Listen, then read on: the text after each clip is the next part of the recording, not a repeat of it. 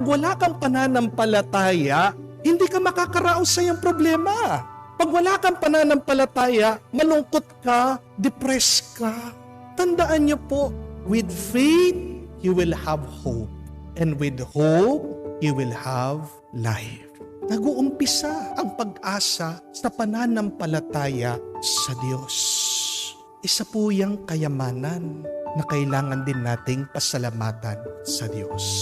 Sino bang nagsabi na mahirap tayo? Sino bang nagsabi na kawawa ka? Wala. Ikaw lang sa iyong pag-iisip, sa iyong paniniwala. Tigilan mo na sabihin at paniwalaan na mahirap ka, na kawawa ka. At mag-umpisa ngayon, ito ang iyong panghawakan. You are blessed. Pinagpala ka.